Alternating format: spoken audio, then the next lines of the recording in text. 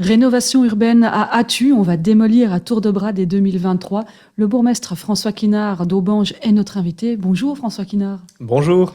Ça fait longtemps qu'on en parle de la rénovation urbaine à Attu, mais les citoyens, on peut les comprendre, se demandaient s'ils allaient un jour voir la transformation de leur ville commencer. Eh ben, c'est tout ce qu'on espère, c'est tout ce que j'essaye de mettre en place à l'heure actuelle. Ça fait vraiment une dizaine d'années maintenant qu'on est en train d'acquérir des bâtiments. Ça fait au moins 5 ans qu'on aurait dû commencer, je pense, les démolitions.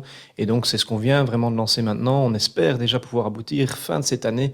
Et si c'est pas fin de cette année, en tout cas, 2023 et 2024 seront des années charnières dans la rénovation urbaine pour pouvoir enchaîner sur les projets prévus.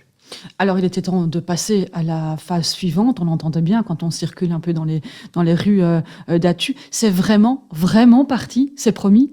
C'est difficile parce que moi je ne fais jamais de promesses, je préfère pas, mais de fait c'est une volonté forte qu'on a à l'heure actuelle, notamment moi, depuis que j'ai repris le majorat ici, c'est de pouvoir transformer Attu, transformer cette image, notamment à travers son urbanisation et son architecture.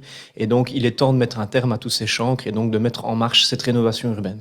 On sent, c'est un peu votre marque de fabrique, vous voulez aller vite, vous n'arrêtez pas de le dire, vous en avez marre d'attendre, il faut avancer, vous en voulez vraiment beaucoup pour votre ville. Vous allez commencer par quoi ?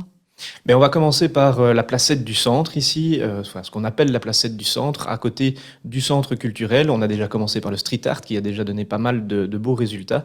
Et donc l'idée maintenant, c'est de pouvoir dégager cette placette du centre, faire place propre, place nette pour pouvoir accueillir éventuellement une extension du centre culturel dans le futur.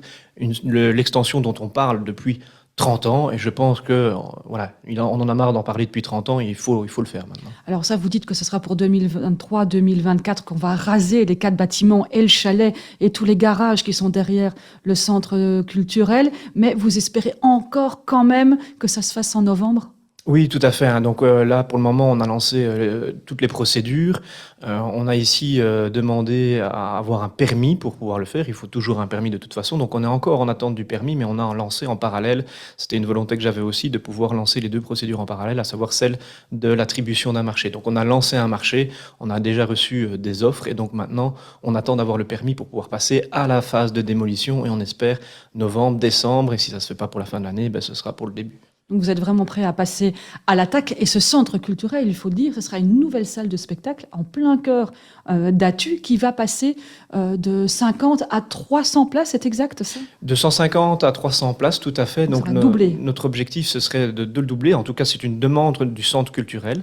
Donc on les a quand même consultés parce que c'est un des objectifs qu'on avait, c'est de voir qu'est-ce qu'ils veulent dans leur extension au final. Donc la demande, elle est vraiment là, de pouvoir avoir une capacité qui soit double et retrouver du coup des lieux de stockage sur le côté. Et donc ici, c'est vraiment l'objectif qu'on a, tout en essayant d'intégrer les problèmes de stationnement avec, et de pouvoir créer en même temps une placette arborée aux abords du centre culturel pour le mettre en valeur justement et avoir vraiment un pôle culturel qui se crée là. Et qui pourrait être terminé quand ?